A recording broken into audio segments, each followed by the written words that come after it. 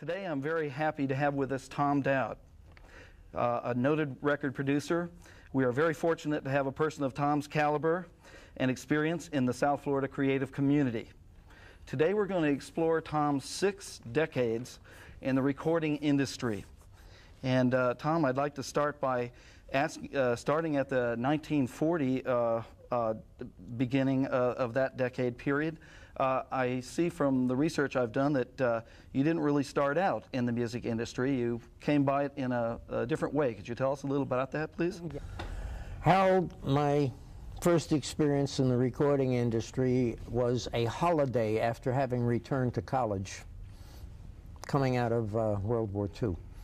I had spent 4.5 years working for the Office of Scientific Research and Development that included almost 3 years in the military. And when I went back to school, I figured I was going to be able to get some credit for the things that I had done while I was working, doing what I was doing. And because of restrictions to do with secrecy and privacy and national defense and so forth and so on, I was going to have to go back to college and take physics and chemistry all over again. And you know what? I said, I need a break. So I went to work in a demo studio in New York City, a publishing house, Carl Fisher, the people who published Puccini and Mozart and so forth.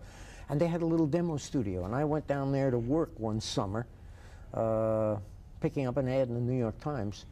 And this was in June of 1947.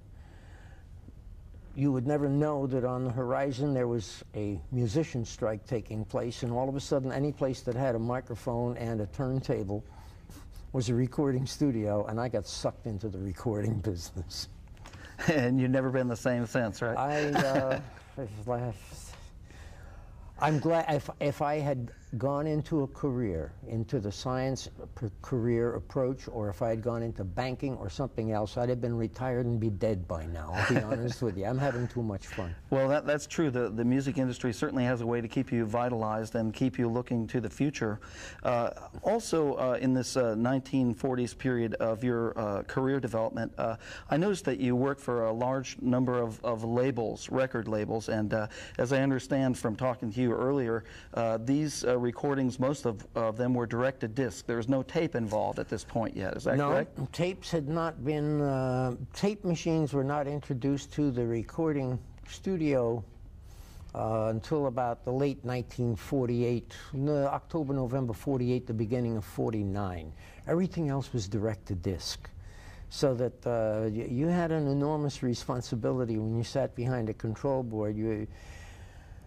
It's a long story. The radio engineers became recording engineers because they used to do all the big bands in the ballrooms and so forth, and they'd put up one microphone for the band and one microphone for the singer-announcer, and then they'd sit there and go to sleep for 15 minutes while the band played.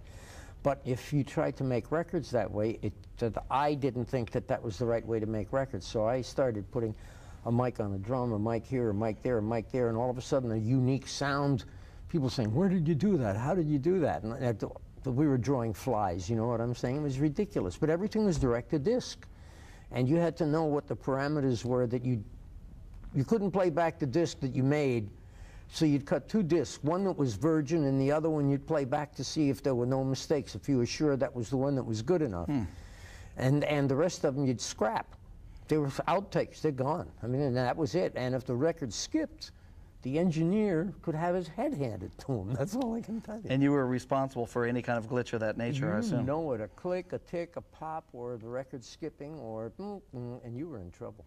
Going back to these labels such as Abbey, Columbia, Continental, Dial, Harmonia, these, and I noticed a very interesting one here, Sittin' In with Spiro. I assume that's a label. Can you tell us what marketing strategies they were aimed at? All right. Sittin' In with was a jazz label. Oh.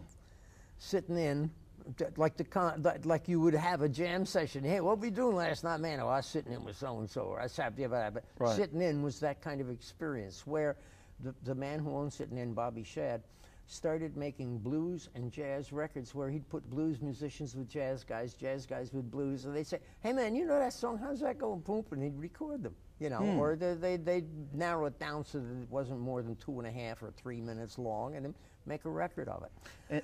Spiro was a Greek label, was an ethnic label, like Harmonia was a polka label. There were a whole pile of little labels in the metropolitan New York area that catered to the people who had migrated to the United States just before World War II or had come right after World War II and were not affluent in our music or didn't like it but fancied the old things. So you had Greek records, you had Polish records, you had Russian records, you had Italian records. It was bizarre. Did these labels get airplay in the New York area then, or how did people find out about this music? There were small markets in a number of cities in the United States. If you went into the Detroit area, you had a heavy Eastern market, Egyptian, Indian rag type music. If you went up and down the East Coast, or if you went in of the United States, or if you went into the north central of the United States, you had polka bands all over the place. I mean, Frank Yankovic was all over the place on the East Coast, but nobody knew who Lawrence Welk was until he made a video. But there were polka bands. So each one of these musics catered to a certain market, and there were little ores or little veins of that market throughout the United States.